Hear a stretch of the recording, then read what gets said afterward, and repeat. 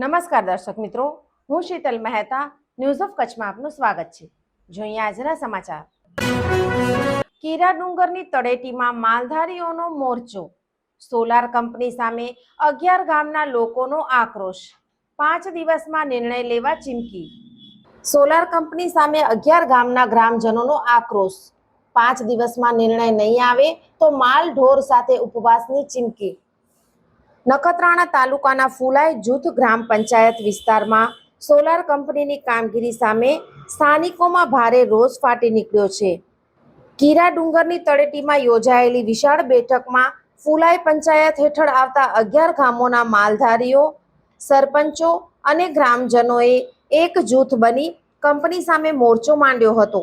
ગ્રામજનોએ આક્ષેપ કર્યો હતો કે કંપની દ્વારા કોઈ યોગ્ય સર્વે કે નકશા રજૂ કર્યા વિના જ ગૌચર જમીનો, ખેડૂતોની મિલકતો તેમજ ધાર્મિક સ્થળોને પ્રોજેક્ટ વિસ્તારમાં સમાવવાનો પ્રયાસ થઈ રહ્યો છે। કબ્રસ્તાન તેમજ સ્મશાન જેવી જગ્યાઓ પણ નકશામાં આવરી લેવાઈ હોવાથી વિરોધ વ્યક્ત થયો હતો। સ્થાનિકોના જણાવ્યા મુજબ રાજાશાહી સમયથી પશુઓના ચારા માટે અનામત ગૌચર જમીનો પણ જોખમમાં મુકાઈ રહી છે। કંપનીના પ્રતિનિધિઓ ગ્રામજનો સાથે સંવાદ કરવા તૈયાર ન હોવાનું અને કાયદાનો ભય બતાવાતો હોવાનો પણ આક્ષેપ કરાયો હતો। બેઠકમાં અનેક આગેવાનો હાજર રહ્યા હતા।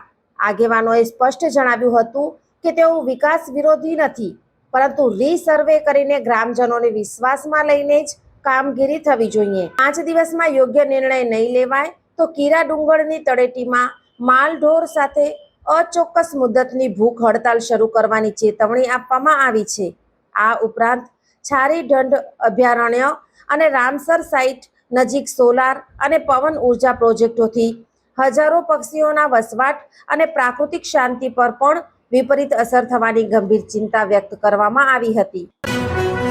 દર્શક મિત્રો, આજે તારીખ 27 મે 2026 આ હતા આજના સમાચાર। આવતીકાલે ફરી મળીશું, ત્યાં સુધી મને રજા આપશો। નમસ્કાર।